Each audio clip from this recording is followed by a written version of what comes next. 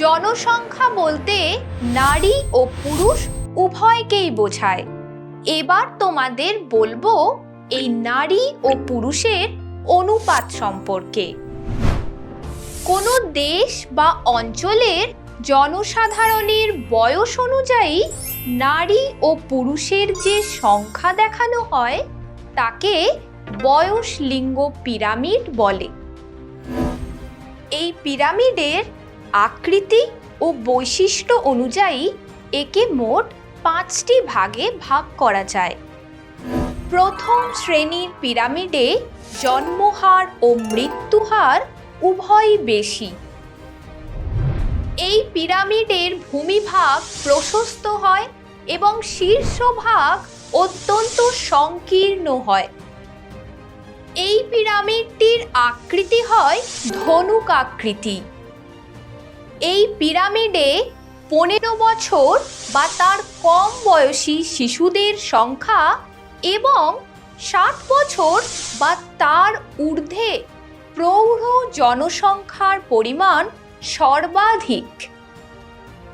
এই পিরামিড অনুন্নত অর্থনীতিকে নির্দেশ করে। আফ্রিকার রুয়ান্ডা, নাইজেরিয়া, ইথিওপিয়া, মালি প্রভৃতি দেশে এই পিরামিড দেখা যায়।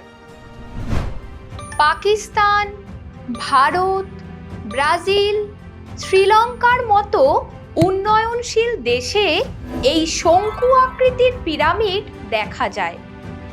এই পিরামিডের ভূমিভাগ প্রশস্ত এবং শীর্ষদেশ থাকে তীক্ষ্ণ। মিশরের পিরামিডের সাথে মিল থাকায় এই পিরামিডকে বলা হয় আদর্শ পিরামিড।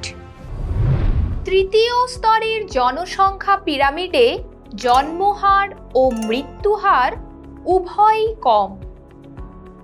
জন্মহার নিয়ন্ত্রিত থাকায় এই পিরামিডের মধ্যভাগ উত্তল আকৃতির হয়। পশ্চিম ইউরোপের ফ্রান্স, জার্মানি, ব্রিটিশ যুক্তরাজ্য এই প্রকার পিরামিডের অন্তর্ভুক্ত। হঠাৎ জনসংখ্যার দ্রুত বৃদ্ধি ঘটলে বা পরিব্রাজনের কারণে এই ঘণ্টা আকৃতির পিরামিডের সৃষ্টি হয়। মার্কিন যুক্তরাষ্ট্র ও কানাডায় এই প্রকার জনসংখ্যা পিরামিড লক্ষ্য করা যায়।